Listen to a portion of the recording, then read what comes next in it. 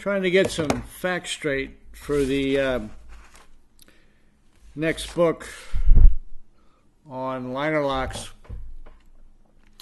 Liner locks are really one of the most simple mechanisms, but if you take flour and sugar and put it together and make a cookie, there must be 1,000 ways to make a cookie. So turns out there's quite a bit of detail can go into a liner lock.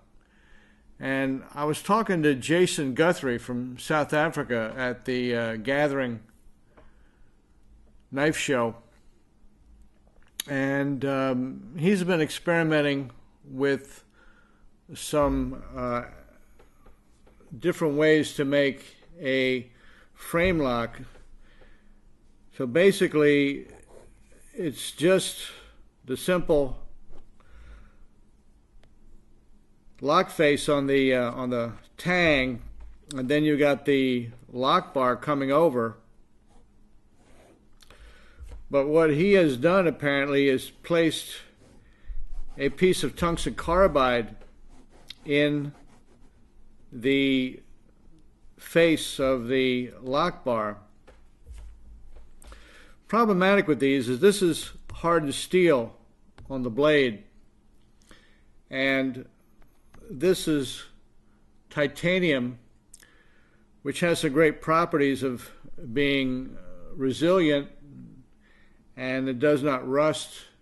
It has a memory, so where you bend it, it'll go back to, and essentially that means it's a leaf spring.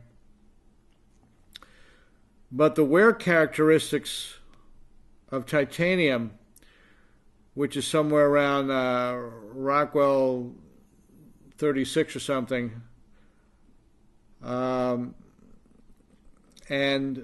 the back of the blade tang, which is probably around Rockwell 56 to 60, is going to disproportionately start to wear the titanium. Also, titanium has a problem similar to aluminum where it will gall,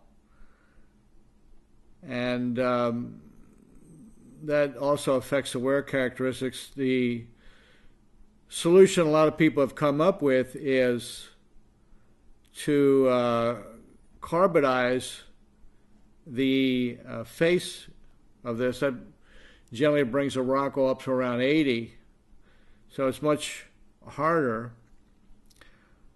Using a piece of tungsten carbide, though, which has a very high Rockwell up in the 80s, and it does not wear with any of the same characteristics as titanium. In fact, it'll outwear the lock face. So Jason goes over this pretty well, and we have a picture of his knife, and hope we all can learn something. Hi, my name is Jason Guthrie. I'm from South Africa. We are here at the USN Gathering G7.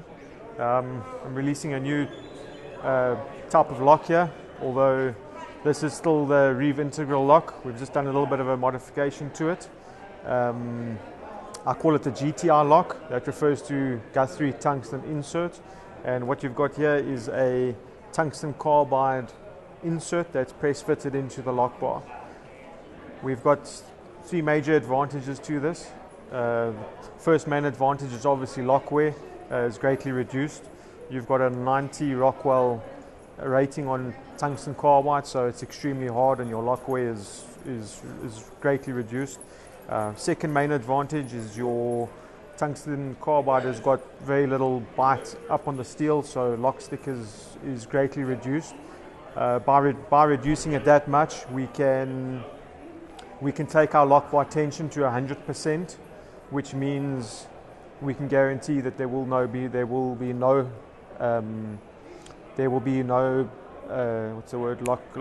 lock rock or vertical blade play, because you never have the issue of the lock wearing to the point beyond the lock bar has been tensioned to. So yeah, by having that lock stick reduced greatly, you can get your tension up to 100%. The third advantage, which I think is a quite a breakthrough in the design, is you are moving the lock wear, the wear from the lock bar to the blade. Although this will take a very long time before it gets to this stage. When you wear the lock blade, when you wear the blade, you are decreasing slope force, okay, and making the lock more reliable as the lock wears away, right? Opposed to if the lock bar wears, you're increasing slope force because your angles are starting to match. You know, if you've got like the 8 degree angle on your lock face meeting your lock bar, when that starts to wear down to that same 8 degrees, slope force increases, lock slip increases, you have a chance of failure, or more the chances of lock failure increase. But now by wearing the angle on the lock face down to a flatter incline, you get your slope force is decreased and the reliability of the lock goes up because you now have a flat angle that it's pressing up against and not a sideways angle. So all those things put together makes this lock very, very reliable. The testing that I've done with this lock have been very, very good. We've had good results. Lock wears very, very small, but if it does happen, if it does get to the point where it wears, which will take a very long time, it wears itself in towards the blade. It wears the blade away, and like I said, reliability goes up. So yeah, we send out a guarantee with our locks that there will be no vertical blade play or lock rock issues or lock slip issues because of the system. So we're quite confident with it. Okay, Jason, and how's knife business in South Africa going? Oh, it's not bad. I think a lot of us mainly deal with the States. Yeah, the guys have got a lot of interest in us, and we've got a good reputation here in America. So we're trying to live up to those standards, and it's good. Yeah. Okay, Jason.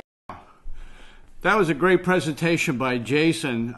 It really got me to thinking about the fail-safe mechanism designed by Bob Terzuola, because he's talking about this lock face on the tang and this wearing against it. So this thing, this thing starts out straight, and this is on an arc, okay?